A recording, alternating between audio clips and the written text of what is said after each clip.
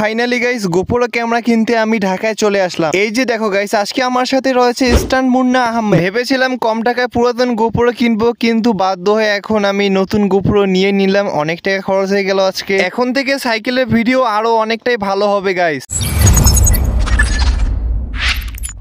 তো hello guys, কেমন আছো সবাই? আশা করি সবাই অনেকটাই ভালো আছো গাইস। ফাইনালি কিন্তু আমি যাচ্ছি ঢাকায় গোপ্রো ক্যামেরা কিনতে। তোমরা যারা আমার ভিডিও দেখো তোমরা তো সবাই অবশ্যই জানো যে আমি গ্রামে থাকি এবং গ্রামে কখনোই গোপ্রো ক্যামেরা পাওয়া যায় না। এছাড়াও আমার পাশে যে শহরগুলো রয়েছে এগুলোতে পাওয়া যায় না। আমি রংপুরে খোঁজ নিয়েছি, ওইখানেও কোনো ভালো গোপ্রো পুরাতন এবং নতুন গোপ্রো পাওয়া যায় না, যার ফলে বাধ্য হয়ে এখন ঢাকায় যাচ্ছি। আর গাইস আমি কিন্তু কখনো ঢাকা যাইনি, প্রথমবার মতো ঢাকায় যাচ্ছি, তাই মনে মনে অনেকটাই ভয় লাগতেছিল। তোমাদেরকে প্রথমে বলে দিই যে আমি কেন গোপ্রো ক্যামেরা কিনতেছি। তার কারণ হচ্ছে আমি যখন ফোনে ভিডিও করি, সাইকেল চালাই, ভিডিওটা করি, বড় ভিডিওগুলো, এই যে ভিডিওগুলো দেখতেছো এরকম ভিডিও যখন করি তখন অনেকটাই সমস্যা হয়, কিন্তু যখন ক্যামেরা থাকবে কোনো সমস্যা হবে না।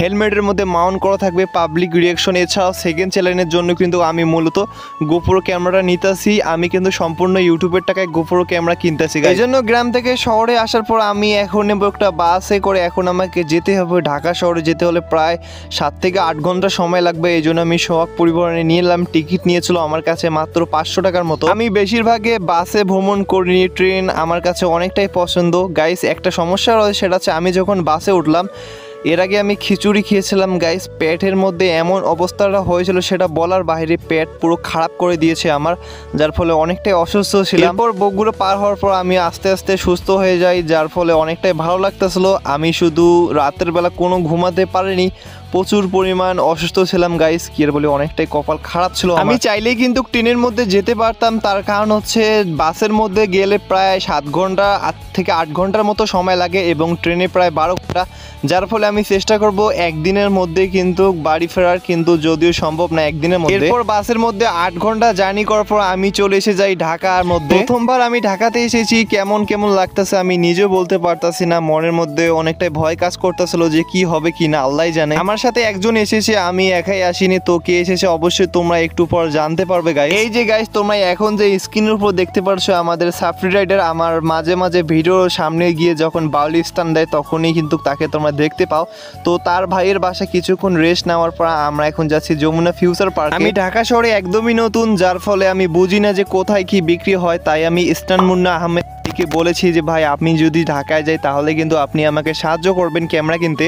গাইস এখন যদি বলি ঢাকা শহরে সুবিধা, ভাই একদমই সুবিধা নেই। এর চেয়ে গ্রাম অনেকটাই ভালো রয়েছে। তার কারণ হচ্ছে গ্রামে কোনো গন্ধ নেই, একদম পরিষ্কার পরিচ্ছন্নতা। গ্রামীণ পরিবেশ মানেই কতটা সুন্দর তোমরা তো অবশ্যই ভালোভাবে জানো, কিন্তু ঢাকা শহরে এইসব নেই।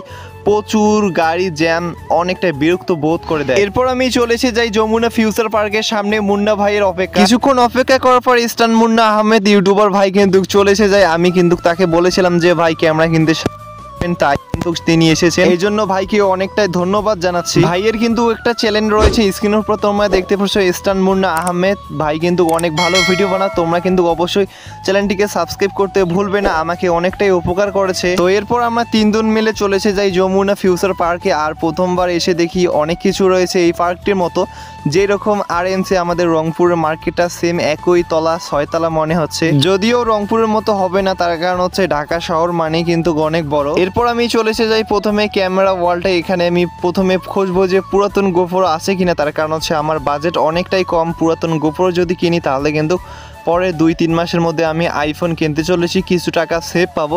তাই প্রথমে আমি জিজ্ঞেস করলাম ভাই আপনারা পুরাতন গোপ্রো সেল করে কিনা। তিনি বললেন না এখন আর পুরাতন গোপ্রো সেল করি না, যার ফলে একটু অসুবিধাতে পড়লাম যে মনে হয় যে পুরাতন গোপ্রো কিনতেই পারবো না। বাজেট ছিল 20 থেকে 22 হাজার টাকার মধ্যে গোপ্রো 9 নেওয়ার, কিন্তু পেলাম না। এরপর আমরা আরেকটা দোকানে যাই যেখানে গোপ্রো পাওয়া যায়। আমি প্রায় 5 থেকে 6টা দোকান খুঁজেছি অলরেডি, কোথাও কিন্তু পাচ্ছিলাম না। এরপর আমরা একটা দোকানে গিয়েছিলাম, ওই দোকানে মূলত গোপ্রো হিরো 8 ছিল। আমি বললাম যে আমার 9 লাগবে, হিরো কোনো দরকার নেই। তো কিছুক্ষণ খোঁজাখুঁজি করার পর আমরা আর একটা দোকানে এসে গেলাম যেখানে ইউজ ক্যামেরা অনেকটাই দেখতে পারলাম। ডিএসএলআর, ক্যামন, সোনি ক্যামেরাগুলো বিক্রি হচ্ছিল। জিজ্ঞেস করলাম গোপ্রো ক্যামেরা আছে কিনা, তিনি বললো না গোপ্রো ক্যামেরা নেই। এখন বাধ্য হয়ে আরেকটা দোকানে যেতে হবে গাইস আমাকে। এরপর আমরা পাশের দোকানে এসে যাই, এখানে দেখতে পারলাম যে একটা ক্যামেরা রয়েছে। আমি বললাম যে গোপ্রো 9 আছে কিনা, তিনি বললো গোপ্রো 10 রয়েছে। ভাই বলল দেখান কীরকম 10 রয়েছে। তো আমিও ফার্স্ট টাইম দেখতেছি GoPro 10 কীরকম, কখনো কিন্তু ক্যামেরা ব্যবহার করিনি, ফার্স্ট টাইম দেখতেছি গাইস। সত্যি কথা বলতে দেখেছি, বাট এইরকম হাতের মধ্যে ধরা কখনো অনুভূতি হয় নাই। কিন্তু গাইস ক্যামেরা নিয়ে একটা জিনিস সমস্যা রয়েছে, সেটা হচ্ছে ক্যামেরা যখন এই ব্যাটারিটা চেক করতেছিলাম যে এটা অরিজিনাল ব্যাটারি না, এই যে দেখতে পারছো গাইস এটা টেলিসনের ব্যাটারি, যেটা তো মুন্না ভাই একদমই টের পেয়েছে। আমার একটু সন্দেহ হইলো যে ভাই হলুদ ব্যাটারি আবার কিভাবে আসলো। তিনি বলল টেলিসন ব্যাটারি, এটা অরিজিনাল, কোনো সমস্যা নেই। এটার দাম হলো কোথায় 1300 থেকে 1500 টাকা, আর অরিজিনাল GoPro প্রায় 5000 টাকার মতো, একই হয় নাকি গাইস। এরপর আমি এসে গেলাম যমুনা ফিউচার পার্কে MS ইন্টারন্যাশনাল, যেখানে GoPro এবং DJI অ্যাকশন ক্যামেরাগুলো অনেকে ভিডিও দেখেছো এনার কাছে। ইনি কিন্তু অনেকটাই কম দামে GoPro এবং DJI অ্যাকশন ক্যামেরাগুলো সেল করে থাকেন, তাই কিন্তু এনাকে জিজ্ঞেস করলাম যে GoPro 10 এর প্রাইস কত। উনি প্রাইসটা চাইলো 26.5।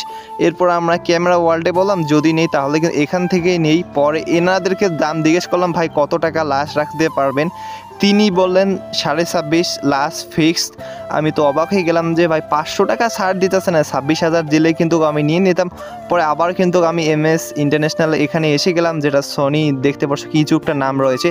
এই ভাইয়ের কাছ থেকে কিন্তু আমি সর্বশেষ এখান থেকে ক্যামেরাটা নিতে বাধ্য হই।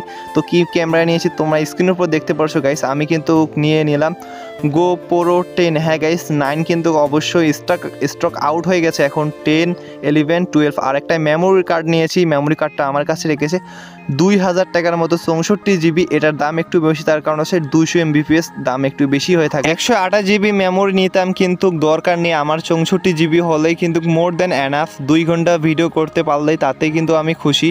তো আরেকটা এক্সট্রা ব্যাটারি নিতে হবে, তো এরপর অবশ্যই নেব। তো দেখতে পাচ্ছ গাইস অলরেডি কিন্তু এটা আনবক্সিং করতেছি, কিন্তু এর প্যাকেটটা দেখতে পাচ্ছ সাদা, যদিও এটা কোনো চেনের প্যাকেট না। এর ভেতরে খোলার পর অনেকটাই ভালো লাগতেছিল, তার কারণ হচ্ছে প্রথমবার মতো নিজের স্বপ্নের নিজের টাকা দিয়ে কিন্তু আমি ক্যামেরা কিনতে পেরেছি। এর জন্য মনে মনে অনেকটাই খুশি অনুভব করতেছিল গাইস।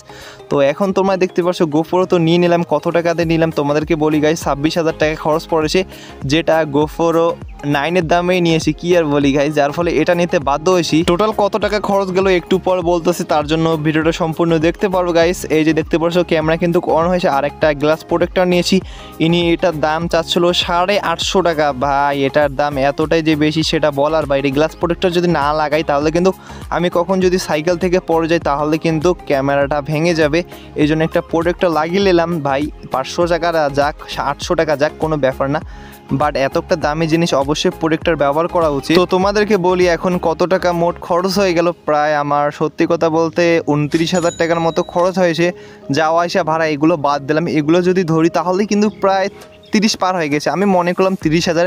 এখন এক্সট্রা ব্যাটারি নিতে হবে প্রায় 2টার মতো নেব, একটা হলে একটা ব্যাটারি নেব, এছাড়া অনেক কিছু নিতে হবে, ট্রাইপড, তো অনেকটা খরচ হয়ে যাবে। তো আজকের ভিডিও এই পর্যন্ত গাইস। যদি ভিডিওটা ভালো লাগে অবশ্যই চ্যানেলটিকে সাবস্ক্রাইব করতে পারো। অবশ্যই এর পরবর্তীতে রিভিউ দেবো যে এর ক্যামেরার পারফরমেন্স কীরকম, এই জন্য চ্যানেলটিকে সাবস্ক্রাইব